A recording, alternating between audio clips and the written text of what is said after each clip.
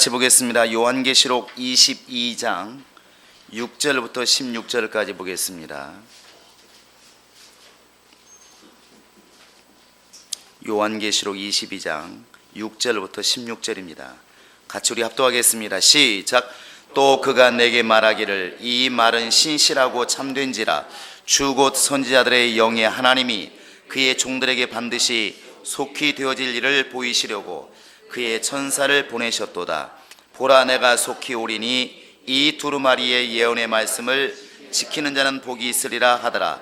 이것들을 보고 들은 자는 나 요한이니 내가 듣고 볼 때에 이 일을 내게 보이던 천사의 발 앞에 경배하려고 엎드렸더니 그가 내게 말하기를 나는 너와 내 형제 선지자들과 또 이 두루마리의 말을 지키는 자들과 함께 된 종이니 그리하지 말고 하나님께 경배하라 하더라. 또 내게 말하되 이 두루마리의 예언의 말씀을 임봉하지 말라. 때가 가까우니라. 불의를 행하는 자는 그대로 불의를 행하고 더러운 자는 그대로 더럽고 의로운 자는 그대로 의를 행하고 거룩한 자는 그대로 거룩하게 하라. 보라, 내가 속히 오리니 내가 줄 상이 내게 있어 각 사람에게 그가 행한 대로 갚아주리라. 나는 알파와 오메가요 처음과 마지막이요 시작과 마침이라. 자기 두루마기를 빠는 자들은 복이 있으니 이는 그들이 생명나무에 나아가며 문들을 통하여 성에 들어갈 권세를 받으려 함이로다. 개들과 점순가들과 음행하는 자들과 살인자들과 우상 숭배자들과 및 거짓말을 좋아하며 지어내는 자는 다 성 밖에 있으리라. 나 예수는 교회들을 위하여 내 사자를 보내어 이것들을 너희에게 증언하게 하였노라. 나는 다윗의 뿌리요 자손이니 곧 광명한 새벽벌이라 하시더라.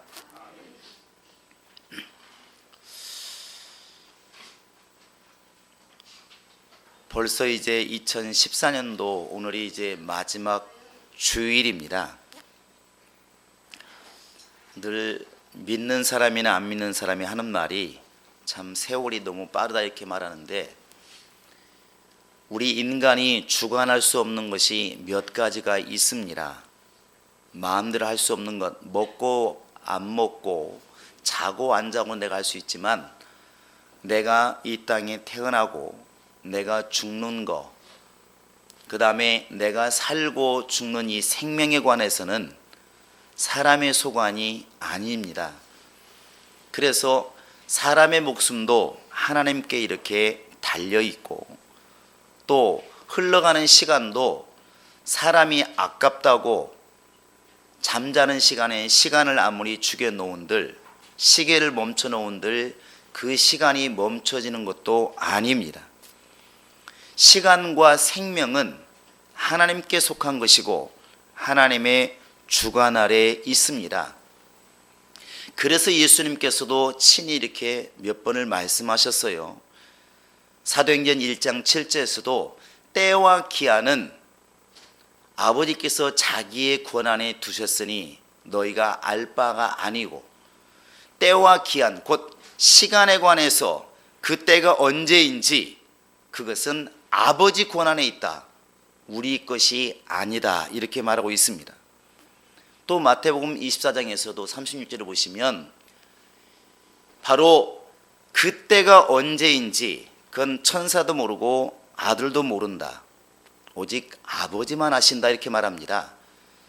때와 시간을 주관하시는 분이 누구시냐? 바로 하나님이십니다. 이것을 인정하는 것과 인정하지 않는 것이 무슨 차이가 있을까? 때와 시간을 주관하시는 분이 바로 하나님이시다. 이 말은 곧 하나님께서 이 세상을 정리하시고 또 우리 목숨을 취하실 때가 반드시 있다고 하는 사실을 경고로서 이렇게 받으라는 것입니다. 성경은 끊임없이 우리에게 일러주는 게 바로 이제 이 경고입니다. 내가 속히 오리라, 내가 다시 오리라, 계속 이것을 지금 우리에게 경고로 알려주고 있는 것입니다. 오늘 말씀에서도 예수님이 친히 말씀하신 말씀을 기록하고 있습니다. 16절에 보시면 나 예수는 교회들을 위해서 이것을 증거하게 했노라. 바로 내가 알파와 오메가요, 내가 다시 올 것인데 내가 와서 사람들의 행한 대로 내가 갚아주리라. 이것은 경고이기도 하고 사람들에게 앞을 볼 수 있는 지혜를 열어주는 바로 지혜가 되기도 합니다.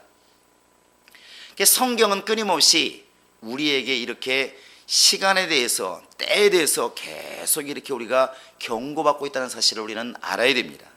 예수님이 이 땅에 태어나실 때에도 때가 이름에, 때가 참에 이런 말들을 쓰는 것은 우리 인간은 알 수가 없었지만 하나님이 예비하신, 하나님이 계획하신 그 때가 시간이 되었다는 것입니다. 그 시간을 누가 주관하시느냐? 하나님이 주관하시는 겁니다. 그래서 우리가 성경에서 은혜를 받고자 이렇게 성경을 읽고 있고 말씀을 듣고 있지만 결국 그 은혜라고 하는 것도 하나님의 경고하심을 제대로 보는 것, 제대로 듣는 것, 하나님의 경고하심을 제대로 아는 것, 그것이 은혜입니다. 마태복음 25장에 가면은 세 가지 비유를 들면서 한 장이 다 지나갑니다. 처음에는 너무나 잘 알고 있는 열 처녀의 비유입니다. 이렇게 처녀가 있을 때 이쪽은 지혜로운 처녀, 이쪽은 어리석은 처녀, 이렇게 나뉜다는 것이죠. 예수가 오시는 것은 다 알고 있었지만 머리로 아는 사람과 실제로 기름을 준비한 다섯 처녀와는 엄청난 차이가 있다. 한쪽은 어리석다는 말을 쓰는 것이고 한쪽은 지혜롭다는 말을 쓰는 것이고, 그 다음에 나오는 비유가 이제 달란트의 비유입니다. 5달란트, 2달란트, 1달란트. 그러면서 거기도 역시 착하고 충성된 종, 또 1달란트 어리석은 종 나누어집니다. 누구나 재능은 받지만 그 재능을 가지고 어떻게 썼느냐, 쓰지 않았느냐, 여기에 따라서 전혀 바뀐다는 것이죠. 이제 그 다음에 나오는 비유가, 마지막으로 나오는 게 뭐냐면 양과 염소의 비유입니다. 양과 염소의 비유. 양쪽, 곧 오른쪽에 속한 사람들은 지혜로워서 하나님의 나라를 상속받을 자들이고, 왼편에 있는 자들은 사단과 함께 사단을 위해서 예비된, 마귀에게 예비된 영영한 지옥불에 들어갈 사람들, 염소에 속한 사람들이 이제 그런 사람이라는 것이죠. 이 세 가지 비유를 이렇게 들으시면서 그 첫머리 마태복음 25장 1절 들어가면서 그때란 접속사를 쓰고 있습니다. 그때가 언제입니까? 24장 44절에 보시면 인자가 생각지 않은 때에 오리라, 이겁니다. 사람들이 전혀 예상하지 못할 때, 또 생각지도 못했을 때, 이 말은 염두에 두지 않았을 때, 그런 말 아니겠습니까? 전혀 의식도 하지 않을 때, 고민도 하지 않을 때, 오든지 말든지 상관하지 않을 때 주님께서 오신다는 것이죠. 그때야 비로소 지혜로운 사람인지 어리석은 사람인지, 충성된 사람인지 게으른 사람인지, 하나님의 나라를 상속받을 사람인지 지옥불에 들어갈 사람인지, 그때 이제 분간이 된다는 것입니다. 그래서 천국은 마치 이제 물고기를 잡는 그물과 같은데, 큰 고기는 놓고 작은 고기는 버리고, 그거 아니겠습니까? 결국 우리가 이제 하나님께서 생명을 주관하시고 시간을 주관하신다는 것은 너에게 달려있는 것이 아니기 때문에, 네가 주관하는 것이 아니기 때문에 하나님이 주관하시는 때를 기억하고 그곳에서 지혜를 얻으라는 것입니다. 이것은 우리에게 경고가 되기도 하고 우리에게 지혜가 되기도 하는 것입니다. 누구나가 내일을 궁금해하지만 내일이라고 하는 것은 내게 속한 시간이 아니라 하나님께 속한 시간이라는 사실입니다. 신앙생활은 이 하나님의 경고하심을 현실로 받으면 신앙생활이 굉장히 열심을 내게 되어 있고, 이 경고하심을 소홀히 여기면 마치 하나님의 그 천사의 경고를 무시했던, 장인의 경고를 무시했던 그 롯의 사유들처럼 농담으로 여김으로 말미암아 도시가 멸망할 때 같이 멸망해버리는 이런 불상사가 이제 생기는 것입니다. 여러분, 이 시간 가만히 한번 올 1년 동안을 한번 이렇게 돌이켜 한번 자기가 걸어온 길을 여러분 아실 거니까 한번 이렇게 생각해 보시기 바랍니다. 나는 1년 동안 가장 핵심되게 우선을 두었던 우선순위가 어디에 있었을까? 내가 1년 동안 살아오면서 과연 어디에 가장 우선순위를 두었을까? 돈 버는 일이었을까? 하나님을 의식하는 생활이었을까? 예배하는 것이었을까? 아니면 싸우다가 1년 다 갔을까? 그건 나름대로 다 평가를 할 것입니다. 그런데 하나님을 이렇게 제껴두고 하나님을 이렇게 빼놓고 났을 때 가장 이 땅에서 부귀영화로 성공한 사람, 그러면 믿는 사람이나 안 믿는 사람이나 대부분이 다 꼽는 게 바로 이제 솔로몬입니다.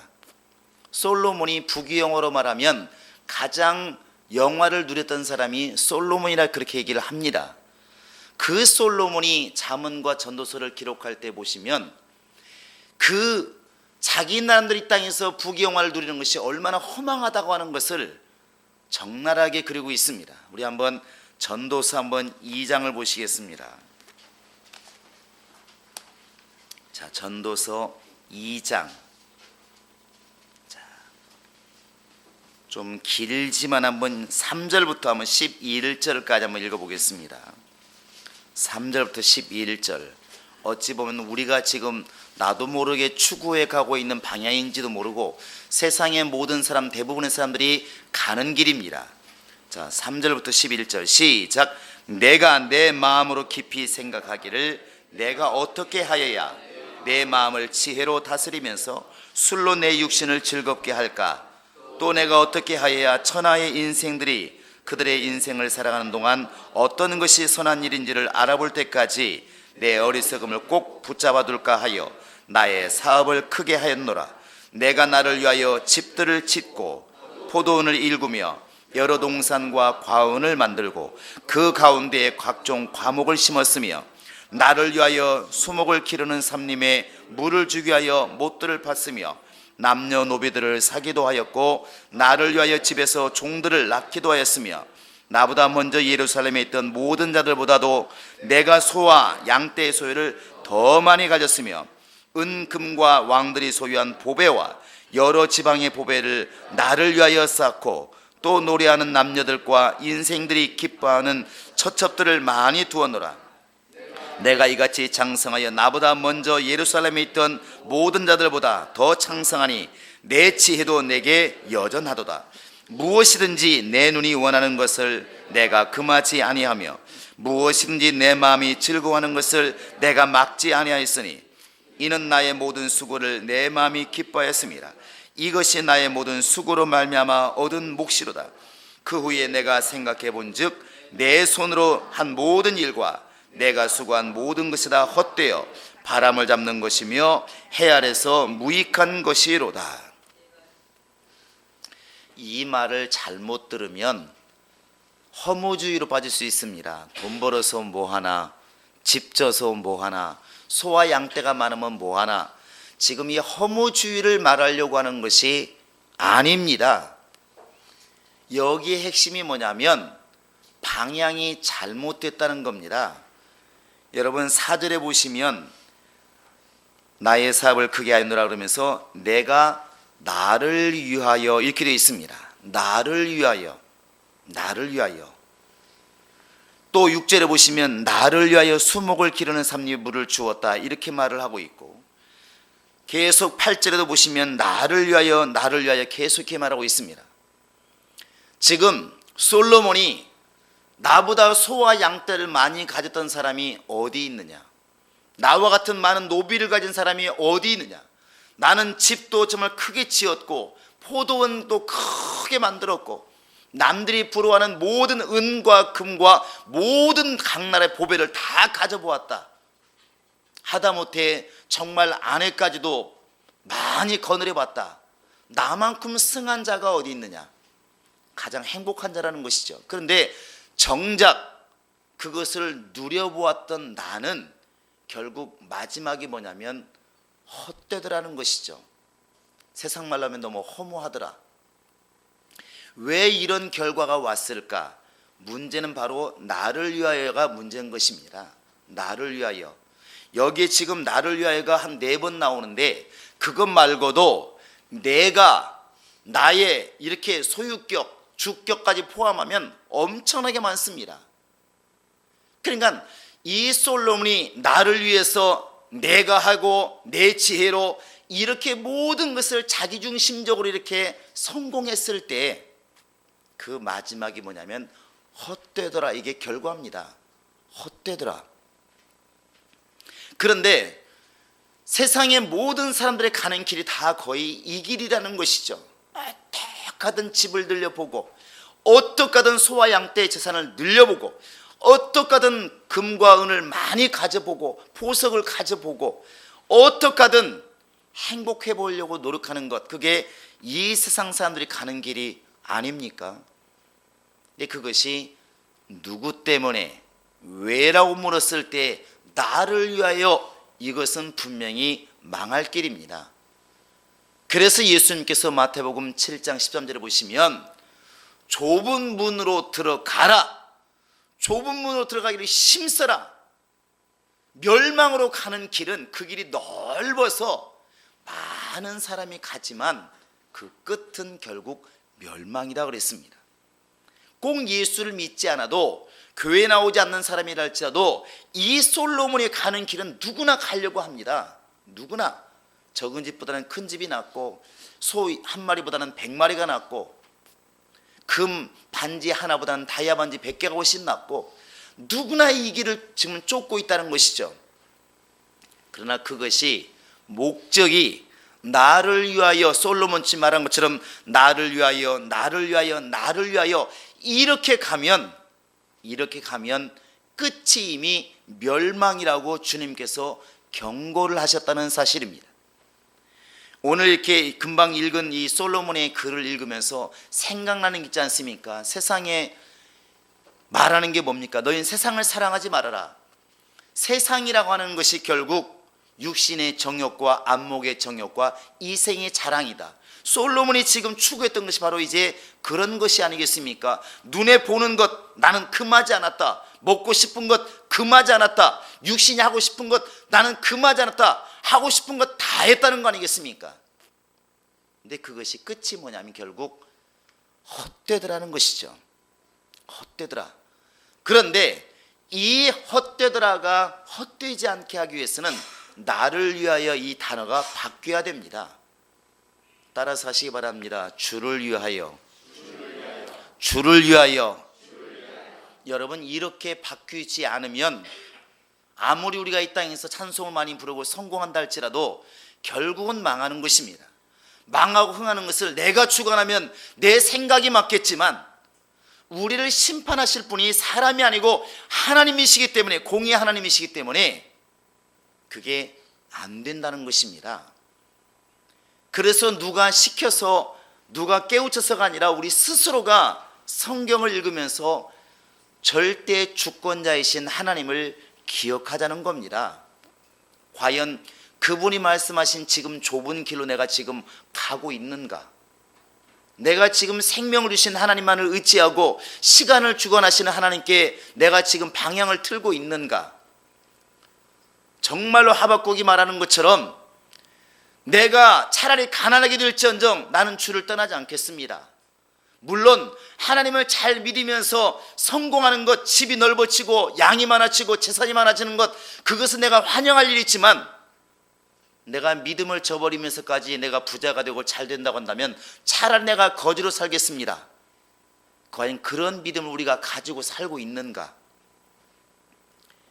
이것이 바로 주님께서 우리에게 경고로 주신 것이고, 이것을 깨닫는 것이 바로 이제 지혜가 아닌가 생각을 합니다. 많은 사람들은 자기를 보호할 장치들을 많이 만들고 있습니다. 보험이라든지 또 이런 나름대로의 환경이라든지. 그러나 성경은 하나님이 허락하신 환경, 하나님의 생명으로 나가는 길은 오직 예수밖에 없다고 분명히 못 박아 말하고 있습니다. 바로 요한복음 14장 6절에서도 예수께서 말씀하십니다. 내가 곧 길이요 진리요 생명이니 나로 말미암지 않고는 아버지께 올 자가 아무도 없다. 나로 말미암지 않고는, 예수를 통하지 않고는, 예수와 함께하지 않고는, 예수를 바라보지 않고는 절대로 아버지께 나아갈 자가 아무도 없다. 이것이 바로 주님의 말씀입니다. 우리가 그렇게 말하는 진리라고 하는 아들의 입을 통하여 말씀하신 아버지의 말씀이라는 것입니다. 곧 명령이요 생명입니다. 바로 그 예수께 우리가 순종하고 예수를 따르는 것이 내가 사는 길인데, 그 예수, 지금 인자이신 예수는 올라가셔서 안 보이시니까 그 볼 수 없는 예수를 볼 수 있는 곳이 바로 교회고, 하나님께서 그 볼 수 있는 예수 가운데 거하게 만드신 그 장치가 이제 교회라는 사실입니다. 그래서 교회는 구약에 마치 죄를 지은 사람이 유일하게 살 수 있는 길이 도피성이었던 것처럼, 이 세상에 죄인들이 살 수 있는 유일한 길이 바로 이제 교회인 것입니다. 어느 교회란 말이 아니라 예수의 몸된 교회를 지금 이렇게 말하는 것입니다. 하나님은 지금 교회를 이 땅에 세워서 마치 이 교회를 세상 속에 천국처럼 우리에게 허락하신 겁니다. 교회는 육체를 가진 여러분과 지금 내가 마지막으로 볼 수 있는 천국인 것입니다. 이 세상에서 유일하게 볼 수 있는 곳이 어디냐? 바로 이제 천국이 교회라는 곳입니다. 그게 하나님이 허락하신 복음입니다. 할렐루야. 여기에서 우리가 한번 생각해 볼 게 있습니다. 과연 하나님의 생각과 우리 생각이 같으면 문제가 없는데 꼭 같을까? 다른 게 많이 있습니다. 그 중에 하나 뭐냐면, 사람들은 모두가 다 정상인데 어떤 사람이 죄를 지으면 그 사람을 나쁜 사람으로 봅니다. 그 사람만이 죄인으로 본다는 것이죠. 나머지 사람들은 다 의롭게 보는 경향이 있습니다. 우리 옆에 앉은 분도 보면 다 의로운 사람 보이지 않습니까? 공자가 그런 말 했다고 하죠. 하늘 우러서 뭐 부끄러움이 없다고. 사람들이 특별하게 죄를 짓지 않으면 보편적인 사람들은 다 평범한 사람들, 의로운 사람들인데 그 중에 누군가 특별한 죄를 지으면 저놈은 나쁜 사람, 사회에서 격리할 사람, 이렇게 생각한다는 것이죠. 하나님도 그렇게 생각하실까? 하나님은 그렇지 않은 것 같습니다. 로마서 3장 23절에 보시면 모든 사람이 죄를 범하였음에, 이렇게 되어 있습니다. 모든 사람이 죄를 범하였음에. 그러니까 사람이 이렇게 위에 있다가 떨어졌다고 보는 것이 아니라 하나님께서는 이미 모든 사람이 이미 떨어졌다는 것입니다. 모든 사람이 죄인이고 모든 사람이 죽게 되어 있는데, 예수를 통해서 예수를 붙잡으면 죽을 사람이 살게 된다는 것이죠. 모든 사람이, 지금 모든 인류가 물에 빠졌다고 주님께서는 보는 것입니다. 죄라고 하는 물에 이미 빠져 있다는 것이죠. 이 인식 차이가 많은 것을 바꿔줍니다. 물에 빠진 사람은 당연히 밧줄을 요구할 것이고 살려달라고 외칠 것이고, 자기가 땅에 있다고 생각하는 사람은 구원받으라고 말하니까 내가 무슨 잘못이 있었어? 아무 잘못도 없는데 나 예수 없어도 잘 살 수 있다, 이렇게 말하는 것이죠. 자기 처지를 못 보는 것입니다. 그러나 하나님의 판단이 옳다고 인정하는 것이 믿음입니다. 하나님께서 보실 때는 지금 비록 사람들에게 칭찬받고 의롭고 옳게 보이는 사람이라 할지라도 다 죄라고 하는 이미 물에 빠진 사람과 똑같다는 것입니다. 거기에서 사는 길은 예수밖에 없다고 지금 성경이 말하고 있는 것이고, 성령이 이것을 지금 우리에게 깨닫게 해주는 것입니다. 할렐루야. 그래서 우리가 이 마지막 예배를 통해서 외칠 수 있는 것은 바로 예수를 나의 전부로 삼자는 것입니다. 정말 예수를 나의 전부로 한번 삼자는 것입니다. 사람들은 많은 것 중에 하나가 예수로 생각합니다. 그래서 전도하다 보면 또 믿음이 연약할 때 이렇게 생각을 합니다. 교회 좀 갑시다. 예수 믿어야 삽니다. 당신 돈 벌어서 어디다 쓰려고 그러십니까? 살다 보면 당신은 죽을 텐데 죽고 나면 어디 가겠습니까? 아무리 말을 해도 이렇게 답을 합니다. 나중에 좀 먹고 살만하면, 바쁜 일이 끝나면 그때 교회 갈게요, 이렇게 말합니다. 그러니까 예수는 저 멀리 가 있어요. 엊그제 우리가 크리스마스였지만 성탄절이었었는데, 성탄절 잠깐 이렇게 말씀드렸지만 지금 이렇게 설문조사를 해보면 성탄절 때 첫 번째 떠오르는 게 뭡니까? 그러면 예수님의 생일, 예수님, 이게 떠올라야 되는데 지금은 저 뒤에가 있대요. 뭐 루돌프가 생각나고 산타가 생각나고 선물이 생각나고 파티가 생각나는데 예수님이 생각나지 않는다는 것이죠. 한동안 이렇게 사람들을 웃기느라고 지금 남녀가 평등해지다 보니까 불쌍해진 것이 바로 남자들입니다. 여러분 가보시면 알지만 연말에 이렇게 시 외곽의 좋은 식당에 가보면 거의 80% 10명 중에 8명이 다 누구냐면 수요 만난 사람들입니다. 여성들이에요.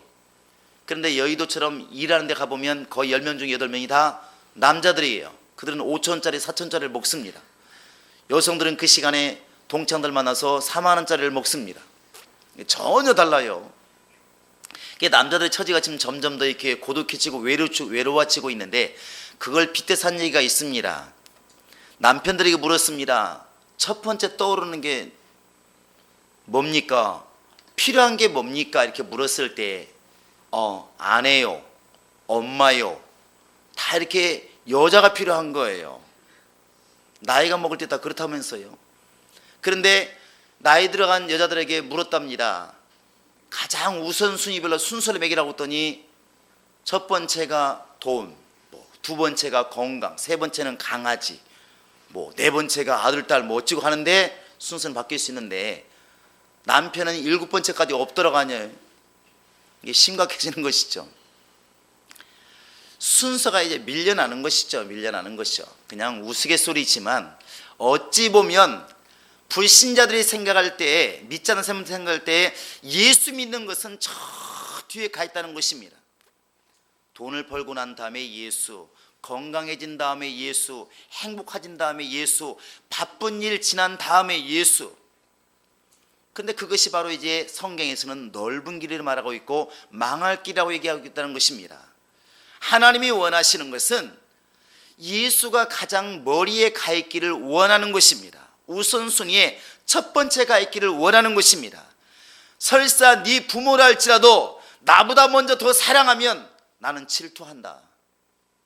네 전토가 분명히 너를 살게 해주는 것이 분명하지만 전토를 갖다가 나보다 더 사랑하면 내가 질투한다. 나와 합당치 않다. 나를 좀 제일 먼저 사랑해 주었으면 좋겠다. 나를 제일 먼저 기억해 줬으면 좋겠다. 그게 주님의 마음이라는 것입니다. 오늘 예수께서 직접 말씀하십니다. 나는 알파와 오메가요, 시작과 끝이요, 처음과 나중이라. 그 얘기는 달리 말하면 전부라는 것입니다. 시작부터 끝까지 모든 것을 주관하신 분이 바로 우리 주 예수라는 사실입니다. 할렐루야. 그래서 다른 표현으로 예수를 머릿돌이라 얘기하는 것이고 터라고 이렇게 얘기를 하고 있다는 사실입니다. 고린도서 1장 11절에 말하고 있지 않습니까?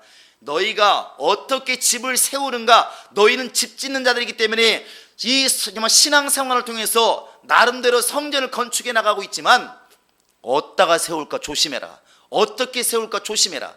그 터는 이미 세워져 있는데 바로 예수 그리스도가 터다 이렇게 되어 있습니다. 이 반석 위에 자기 신앙을 건설해야만이 제대로 된 성전이지 예수의 터 위에 세우지 않고 다른 데에 세워버리면 그 집은 아름다워 보일지는 몰라도 주님이 인정하지 않는 불법하는 집이 된다는 것이죠. 하나님이 원하시는 것은 예수를 우리의 전부로 삼기를 원하시는 것입니다. 세상에서 볼 때 교회는 그냥 하나의 종교단체가 될 수가 있겠지만 하나님께서 보실 때 세상에 수많은 기관이 있지만 그런 것은 간데없고 오직 교회만이 주의 눈에 보인다는 사실입니다. 여러분 어떻게 예수께 충성하시겠습니까? 어떻게 예수께 내 믿음을 보이시겠습니까? 어떻게 예수께 내 봉사하는 모습을 보이고 헌신하시겠습니까? 그것은 눈에 보이는 교회에 하는 것입니다. 교회를 사랑하는 것이 주님을 사랑하는 것이고 교회에 헌신하는 것이 정말 예수께 헌신하는 것이고 정말 교회 앞에 우리가 충성하는 것이 결국 예수께 충성한 것이라고 성경은 우리에게 그렇게 일러주고 있는 것입니다. 교회는 이 음부 속에 세상의 권세 속에 세워져 있지만 세상의 기관이 아닙니다. 교회는 바로 하나님의 관심 있는 곳이고 하나님의 세우신 곳이고 하나님의 생명과 하나님의 은혜가 넘쳐나는 곳이 바로 이제 교회라는 곳입니다. 오늘 예수께서 우리에게 오늘 또 말해주고 있습니다. 내가 바로 이 교회를 위해서 지금 이렇게 외치고 있다. 내가 교회를 통하여 이런 말들을 하는 것은 교회를 통해서만이 생명이 전달되고 교회를 통해서만이 하나님의 음성이 전달되기 때문에 이 교회를 내가 지금 사랑한다고 지금 말하고 있는 것입니다. 여러분, 이 연말의 마지막 때에 물론 시간으로 보면 또 내년이 돌아오겠지만 분명히 이렇게 지나가다 보면 언젠가 그때가 닥칠 것입니다. 주님 오시는 그날이 닥칠 때인데 그때 주님께서 보실 때 네가 나를 가장 우선적으로 생각했기 때문에 나도 너를 가장 먼저 생각한다, 이런 응답이 와야 되지 않겠습니까? 네가 나를 잊었으므로 나도 너를 잊겠다, 이렇게 돼버리면 심각해지는 것입니다. 신앙생활은 다른 게 아닙니다. 자꾸만 마음이 딴 데로 가고 있는 그 마음을 돌이키는 것, 그게 영적 생활 아니겠습니까? 물질로 가는 그 마음을 돌이켜서 주님을 향하게 만들고, 세상으로 가는 그 마음을 돌이켜서 주님을 향하게 만들고, 나를 위해서 자꾸 이렇게 가려고 하는 그 마음을 돌이켜서 주를 위하여 마음을 틀어가는 것, 그게 회개고 그게 영적 생활을, 바로 그것이 주님이 원하시는 영적 생활이라는 사실입니다. 우리 행복한 교회가 이제 1년 동안 이렇게 잘 달려왔습니다. 그 안에서 달려온 여러분의 신앙도 분명히 작년보다는 분명히 달라져 있으리라 믿고 싶습니다. 그러나 오늘부터라도 우리가 더 달라져야 될 것은 바로 예수를 중심으로, 예수를 가장 우선순위로, 예수를 우리의 전부로 삼자는 것입니다. 예수가 아니면 나도 없는 것이고, 예수의 은혜가 아니면 나도 없는 것이고, 내가 예수를 내 영혼에 품지 못하면 결국 나도 망하는 것이고, 그렇게 예수 중심으로 우리가 한번 생각을 바꿔 나가보자는 것입니다. 할렐루야. 그 신앙이 하나님이 기뻐하는 신앙이고, 그렇게 신앙이 바뀌어져야만이 결국 사람이 인정하는 신앙이 아니라 하나님께서 인정하시는 그런 신앙이 될 수가 있을 것입니다. 말로는 예수 내 구주를 외치고 있는데, 예수는 내 구세주라고 외치고 있는데, 정작 삶 속에서 그렇게 주인을 내가 인정하지 않고 있다고 한다면 어찌 그것을 신앙이라 볼 수가 있을까? 하나님은 모든 시간과 생명의 주관자이십니다. 그러므로 지금도 성령이 우리 안에서 정말 탄식하며 기도하는 것, 그게 뭐겠습니까? 다시 오실 예수를 잊지 말라는 것입니다. 네 생명의 주인이신 예수를 잊지 말라는 것입니다. 네가 먹고 살기 바쁘고 집을 늘리기 위해서, 양떼를 늘리기 위해서, 재산을 늘리기 위해서, 행복하기 위해서 몸부림을 치고 있지만 그런 것들 때문에 나를 위해서 나가지 말고 주를 위해서 이 단어를 잊지 말라는 것입니다. 우리 모든 성도들은 2014년 내가 가지 말라고 해도 떠나가는 한 해지만은 이 한 해를 우리가 보내시면서 다시 한번 신앙을 회복하기를 원합니다. 정말 예수가 나의 전부라고 시켜서 외치는 구호가 아니라 실제로 내 마음 중심에 좀 그런 마음을 가지고 살아가는, 그렇게 살아보려고 애쓰는 그런 신앙이 우리 안에 회복되어지기를 원합니다. 많은 사람들이 이렇게 우리가 볼 때 바쁘기 때문에, 환경이 어렵기 때문에 이런 말들을 많이 합니다. 우리가 그런 예를 몇 번 들었지만 그런 예화가 있지 않습니까? 어떤 사람이 너무나 바빠서 교회에서 직분을 줘도 나는 바빠서 안 돼요, 기도합시다, 나는 정말 기도할 시간도 없어요, 성경 좀 봅시다, 그냥 나는 가면서 할래요, 이랬던 사람이 하늘나라 가니까 이제 이름을 불러줘야 되는데 구원자 이름이 빠져있더라는 것이죠. 생명책에 이름이 없더라고 하지 않습니까? 그래서 주님께 물었다고 그럽니다. 주님, 나는 분명히 교회 열심히 나갔는데 왜 내 이름이 없습니까? 주님께서 글쎄 있을겠지, 다시 한번 찾아보자. 열심히 찾았는데 생명책에 찾아봐도 이름이 없더랍니다. 주님이 딱 한마디 하시더래요. 아, 생각났다. 뭐요? 나 너무 바빠서 네 이름 못 적었다. 이렇게 말하더라는 것이죠. 참 이게 예화지만 너무나 의미가 크지 않습니까?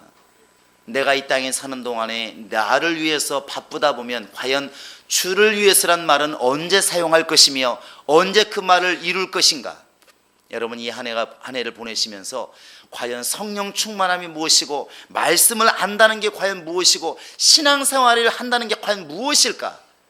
그건 딱 한 가지, 알파와 오메가가 되시는, 시작과 끝이 되시는, 나의 전부가 되시는 그 예수를 따라가는 것이 그 신앙생활인데, 과연 그렇게 살았는가? 그렇게 살지 못했으면 이 시간 돌이켜서 회개를 해야 될 것이고, 그나마 그렇게 살았다고 말할 수 있으면 감사해야 될 것이고, 이후의 삶도 그렇게 주님을 중심으로 예수를 전부로 삼아 살 수 있는 그러한 신앙인이 우리가 되어야 될 줄로 믿습니다. 우리 모두가 그렇게 될 수 있기를 예수의 이름으로 축원합니다. 할렐루야. 이 세상에 생명을 주는 기관은 교회밖에 없고, 교회만이 우리의 전부이고 예수만이 우리의 전부입니다. 여러분, 이 한 해를 보내시면서 예수가 나의 전부라고 고백하시고 그러한 생활을 회복할 수 있는 그런 영감이, 그런 능력이 충만할 수 있기를 예수의 이름으로 축원합니다. 같이 우리 기도하시겠습니다. 기도할 때, 하나님, 정말 내 영혼을 깨워서 맑아지게 하소서.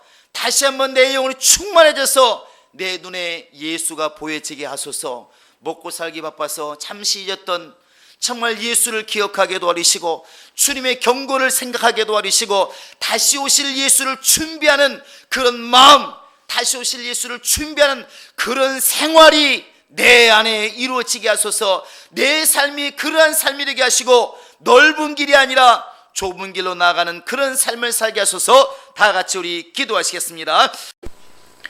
살아계신 우리 하나님 아버지, 정말 이제 주님께서 우리와 함께 하셔서 다시 한번 우리의 영혼이 맑아지기를 원합니다.